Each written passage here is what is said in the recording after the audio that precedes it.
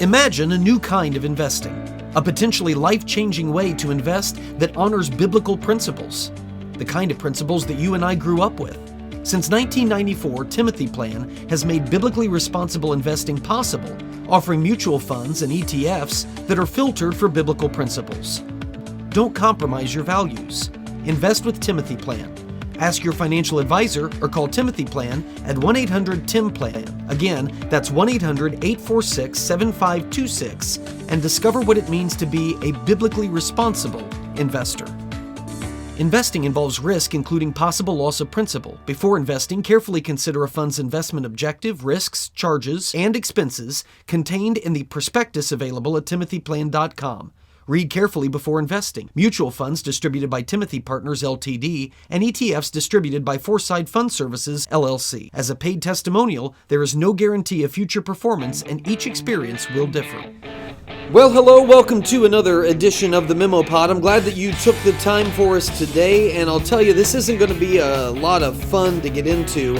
I know we are now, 6 days away from the attack that took place or began in Israel back last Saturday. But I want to spend a little time talking about that. I've written about it. I did a short video for it for Not the Beast, so maybe you've seen that. But I wanted to spend a little bit of time on the MemoPOD today discussing it. So that's going to be the free portion of the MemoPOD today, talking a little bit about not just what happened, but more significantly, even more importantly than that to me, is the response that American lawmakers had to it. Whereas obviously the top concern is for the lives of the innocent and all of that in that part of the world.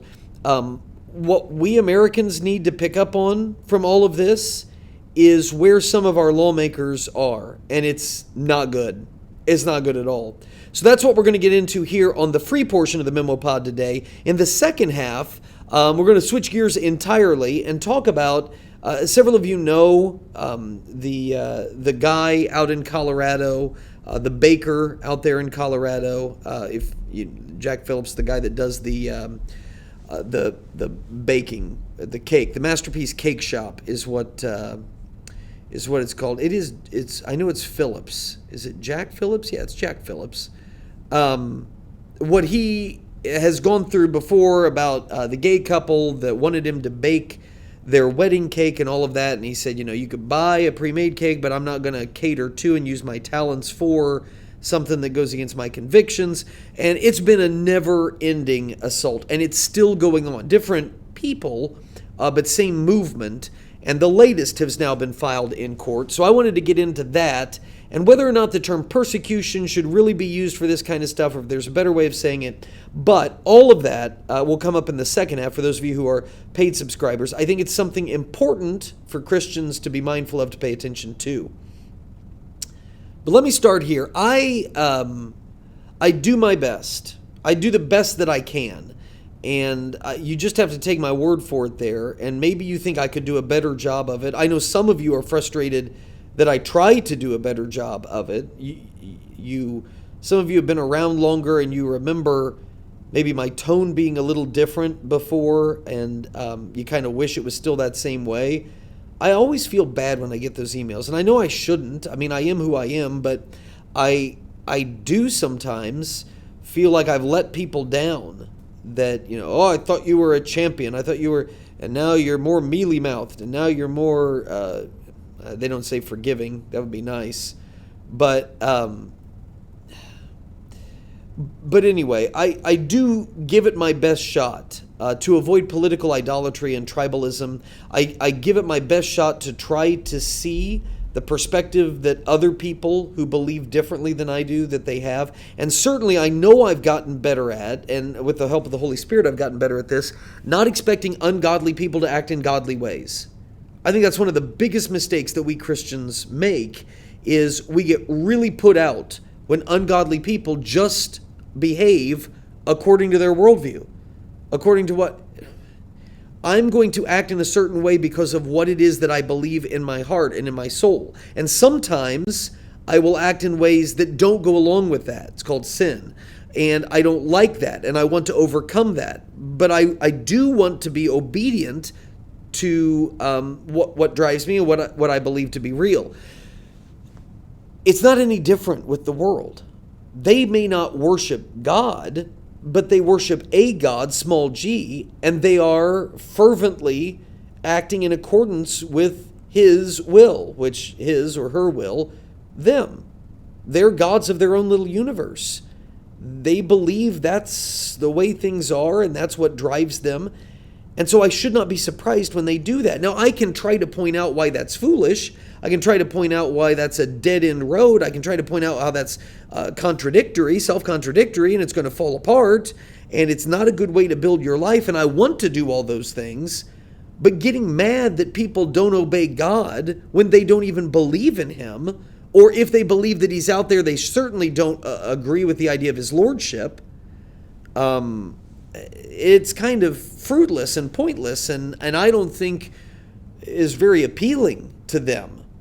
So, again, that's maybe a little bit too much background in all of that.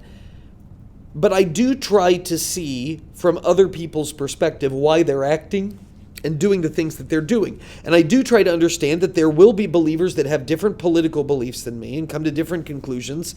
And I try my best to understand that as well. So with all of that said, I could not see a circumstance where it made sense to me. And therefore I agreed with, I understood with any of the criticism that was aimed at the Biden administration. Do I think sometimes Biden gets picked on for things that really aren't his fault? Yeah, I actually do. I think all presidents get blamed for things that they aren't really responsible for, just like I think all presidents get credit for things that they really shouldn't be getting the credit for. That's the nature of the presidency. But I can accept that. I can acknowledge that sometimes Joe Biden isn't really the guy who's at fault. The gas prices. Could he be doing things that would help the situation? Probably. Could he be doing things that are messing up the situation? Most definitely. But do I think that the sole increase in gas prices is due to Joe Biden? Same thing with inflation. Has he botched things that have caused inflation to become it, and some of the silly fiscal policies that he followed, has it made it worse? Sure, but I don't think inflation is a problem today solely because of Joe Biden. So I think that there's criticism that gets aimed his way as part of tribalism. And I really don't want to participate in that. Blame somebody for what they're responsible for and give them credit for things that they did and did well and judge people according to their actions. I try to make that my model. Now, it's tough because you're hearing all these voices that accuse people or that praise people, and you got to kind of sift through as best you can. I'm not perfect at that. But when it came to the lack of response last Saturday, it took a half a day for the President of the United States of America to offer any kind of official statement that condemned what were the murderous invasions of Israeli neighborhoods, Israeli communities, Israeli homes and businesses that were committed by Hamas terrorists. There is simply no reason, none, that the President of the United States should take over half a day to come out with a statement.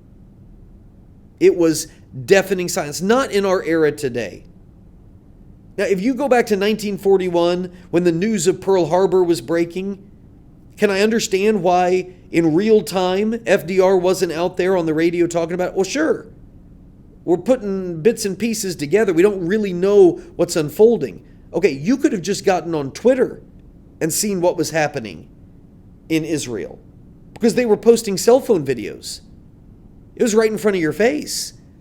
News travels a lot quicker now. There's no reason the President of the United States, it was deafening silence.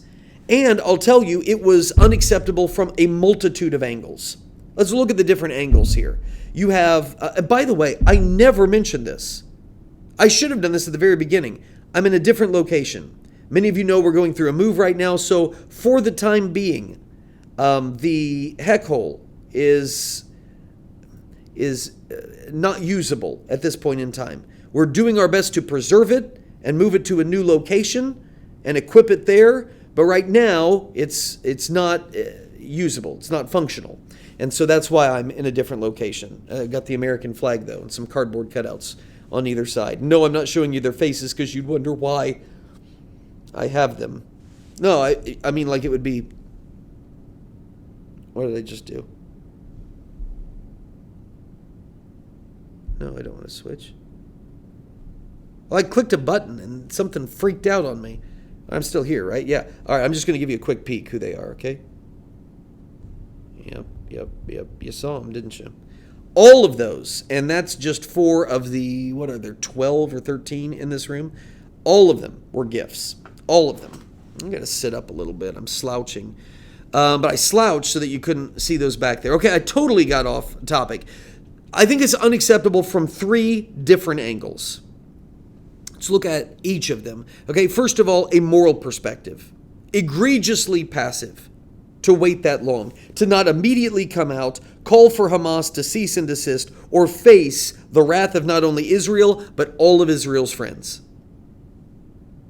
Absolutely. When you see what was happening right there, I mean, you've got a progressive movement, and Joe Biden is the face of the progressive movement, even though I don't really think he knows what's going on. He is the face of that movement. He chose to be the face of that movement. That's who put him into office. And they pride themselves, progressives do, on what I think is a silly pretension. I don't think it's true, but they want us all to believe that they are champions of women and they're champions of human rights. Okay, the sight of those videos of young Israeli women dead who had been tortured by Hamas, and they had stripped them naked and were driving them through the streets, or at least stripped them down to their underwear and were driving them through the streets. Horrific. Any movement that prides itself as a champion of women or a champion of human rights, how does it take half a day? From a moral perspective, absolutely stunning. That there was not thunderous, immediate condemnation and threats. Okay, what about a strategic perspective? This was kind of revealing and gross. The Biden administration in the last month or two, unfroze $6 billion in assets to Iran. Now, it all had strings attached. And I know there were a lot of Biden surrogates who were out, and they said repeatedly over and over that $6 billion that the administration just sent to Iran, that they unfroze, it had not gone to fund, not a penny of it had been spent to fund the activities, the assault on October 7th. Several years ago, when I was talking to some of my fellow teachers about their participation in the local Teachers Association, and the reason that I didn't join, and whereas I wanted to support locally my fellow teachers, and I believed in them and what they were wanting to do here, I couldn't say the same thing about our state level Teachers Association. I couldn't say the same thing certainly about the National Teachers Association. And so I just wanted to contribute my funds locally because I knew these people and I knew what they were doing with those funds and what they wanted to accomplish. And they were taking in small funds for the local anyway, just to do some staff building activities and things like that. I'm totally on board with that. And one of the things that they told me was, well, we don't agree with a lot of the politics of the national or the state level associations either. But we just check the box that says we don't want our money going to fund these political causes. And I said to them at the time, I get that. And I appreciate that. And for my first couple years teaching, I'd gotten the pressure to join, and I trusted these people. They were my teachers before because I came back to the school where I taught. And so I was a member. But even not checking the box, here's where my conscience took me. I'm still funding the organization. So yeah, I'm not paying for the political activities, but I'm paying the salary of the staff and the board that makes the decision to use other funds to fund those political activities. I mean, it's 6 of one, half dozen of another, at least as far as my conscience goes. Okay, it's the same principle here. The exact same principle here. You can tell me all you want that not a penny of that $6 billion that was sent to Iran is going to fund those terror activities. But Iran is funding Hamas. Hamas is doing this stuff. The money that Iran is spending on Hamas, they're able to spend on Hamas because they have $6 billion from the United States that are going to fund other things that they would have to be funding instead of sending money to Hamas. It's amazing. And I'll tell you, just the optics alone are horrendous for our country. That we sent $6 billion to a country that is funding terror attacks on one of our two greatest allies. No, strategically, how does the president not come out and say that? How does he not immediately respond to that? Because we knew, and Iran was applauding the actions of Hamas. And then you got the political perspective on this. It was a nightmare. Just if you were a Democrat, this was a nightmare. Joe Biden has been dogged his entire term for being completely unaware of his surroundings, utterly incapable of conducting the duties of his office. That's what people have said about him, that he has no alertness, he has no competence, he's known to sleep in on the weekends. He's taken more vacation days than any president in American history in one term. He naps frequently. We know that. He calls a lid for the day on press before the day even starts. His feebleness has become kind of a standing international joke. It's becoming an embarrassment. You have multiple countries whose comedians and whose news reporters and even whose officials, elected officials, laugh at Biden's weakness. Well, nobody was laughing at Biden's weakness in Israel on Saturday. So from every angle, just a disaster. But I want to say it was not just President Biden that I think deserved harsh criticism for their response or their lack of response to these Palestinian terror attacks. The Palestinian-friendly lawmakers in the Democrat caucus in Congress, at first they were silent, and then I believe that they were intentionally cryptic in the words that they used. I'll start with Representative Ilhan Omar. She has a history of pro-Palestinian and anti-Semitic remarks and sloganeering since she's come to Congress.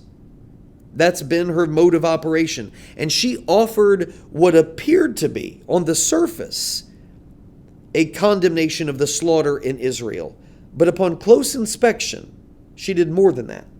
And you can look up her tweet, but in the tweet, she used these words. She referred to, quote, "Such senseless violence will only repeat the back and forth cycle that we've seen." All right. It is wholly appropriate that she condemned the actions of Hamas to be senseless violence, because that's what it was. But it is wholly inappropriate, it is outrageous and offensive that she suggests that those actions are somehow furthering the back and forth between the two. That's attempting to indict Israel for similar actions to what Hamas has done. Now, can you point to times where innocent Palestinians have died because of an Israeli raid or the actions of a military operation by Israel over the years? Absolutely you can. And every single one of those, while tragic, came as a result of a duly military response, a duly orchestrated and implemented military response with military targets to an action that had been taken by Hamas. It was retaliatory. So Israel is responding to attacks on them. They never provoked. And I would defy Ilhan Omar to show me one time that was different than that. Israel has not engaged in unannounced, even in their retaliation, they announced the strikes were coming on Saturday. That's the nature of Israel, and Israel's not perfect. But to suggest that they conducted sneak attacks on purely civilian targets for the sole purpose of murdering innocent people, that's not, you can't show me. That is the side, that is the action and the character of one side in this conflict, and one side only. And Ilhan Omar's intimation that it's both sides, that reveals a stunning ability to draw moral equivalence between terror attacks and the military response that those terror attacks provoke. That isn't good. That isn't good in a lawmaker. in the United States. Meanwhile, her fellow Democrat representative, Ayanna Pressley, part of the squad, as they called themselves, she is a woman who has repeatedly engaged in slanderous attacks against Israel from the floor of the House of Representatives. She offered a thinly veiled moral equivalence as well. In her tweet, she called for, quote, immediate ceasefire and de-escalation. Okay, now this is while Israel was just preparing its retaliation. She goes out, Israeli blood flowing in the streets, Hamas terrorists, for the most part, still trying to attack and torture and kill and take hostages. And she calls for the immediate ceasefire and de-escalation. Now that is framed as an appeal for peace. Well, that's all well and good, but in actuality, it would, if, as I suspect she knows and understands, it would accomplish the precise opposite of bringing about peace. Without a forceful and devastating response from Israel to all of this, what is the lesson that would have been taught from Saturday's attacks? What would the Israeli civilians have been taught? What would Hamas have learned from the whole thing if Israel does not engage in a devastating response? Ron DeSantis, Florida governor, his press secretary, Jeremy Redfern, he calls Ilhan Omar and Ayanna Pressley, and I think there's a couple others in there, he calls them the Hamas caucus. Well, he issued a response to this, and he's exactly right. Here's what he said, quote, terrorists don't get to drag families out of their homes, murder or kidnap and torture them, and then kindly ask for a ceasefire. That's not how it works. That's like when you're playing, this is a terrible analogy, when you're playing tag and you tag somebody and then you call timeout. That's what Hamas is doing, attacking and murdering Israelis and then saying, okay, ceasefire. It doesn't work that way. There is no moral equivalence between these two sides, and Americans have to know that. The peace that is evading Gaza right now, the Gaza Strip where these Palestinians are and are causing all the ruckus, the peace that evades Gaza is only because the Palestinians that live there, they're either fueling Hamas or they are beholden to Hamas. They refuse to be peaceful. That's why there's no peace there. And I know that to be the case because Muslims and Jews coexist without violence in other areas of Israel. So why not in Gaza? If the Palestinians in Gaza really had desired it, if you know anything about the Gaza Strip, if you've ever seen pictures of it,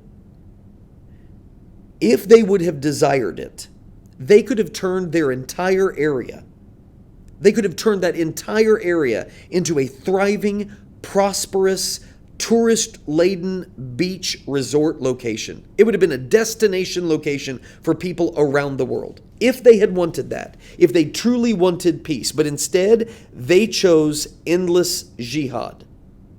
That was their choice. And there is absolutely no reason that Israel should be expected to continue tolerating it. Or at least I'll put it this way, I'm not going to call on them to tolerate it. And I don't think America should call on them to tolerate it because I don't think we'd tolerate it. At least I hope we wouldn't tolerate it. No reason Israel should do that. And I'll also add there is no reason Americans should continue tolerating the congressional career of lawmakers who disagree with that. And we really shouldn't continue tolerating a presidency that is incapable of saying those very things because they're too tired or unaware of what's going on. So those are my initial takes at all of this, and I'm interested in your thoughts. You can send them my way, peter@peterheck.com. That is peter@peterheck.com. I would love to hear from you and get your thoughts on the whole thing. Again, that was from a week ago, and things have taken place in different circumstances now. But to me, that's stuff that Americans have to learn. That's the most pressing thing for us. Who leads us, and where are they leading us? So your thoughts, peterheck.com, or you can comment below right there. If you are a free subscriber, this is where we have to say goodbye. If you're a paid subscriber, stick with me. On the other side of this break, on the other side, We're going to dig into this Jack Phillips stuff. Is persecution the right word for it? And how should Christians be responding to this? What should we be preparing for? Should we be preparing for anything? Is this part of being a Jesus follower, just accepting this kind of stuff? I want to dig into all of that, share with you my thoughts, and get yours. But before everybody goes our separate ways, paid subscribers sticking with me, free subscribers, those of you who aren't going to say, I want to know what you're about to say, and go ahead and crank it up, take it up to the $10 a month, just give us a shot, see? I really think this stuff is important for us to know what we're doing and how we should respond to. So I would love it if you would upgrade and support us and go to that $10 a month, or if you want the cheaper $100 a year. But before anybody goes anywhere, next week, the plan is that my family's going to be on vacation. I'm hoping that's going to happen. I will still have a written memo for those of you who are paid subscribers, and we should have the Bible teaching. I'm going to try to get that ready before we leave on vacation. But I won't have time. It'll be too early. I won't have time to do a MemoPOD for next week. So I'll be off a week with the MemoPOD. So this one's going to have to hold you for 2 weeks. There is a memo coming, and there is the Bible teaching coming. Bible teaching goes to everybody. Memo goes just to the paid subscribers. But just wanted you to have a heads up that that's what was on the horizon. All right? Good deal. Free subscribers, I'll see you in 2 weeks. Paid subscribers, hang tight. Be right back. The Memo with Peter Heck.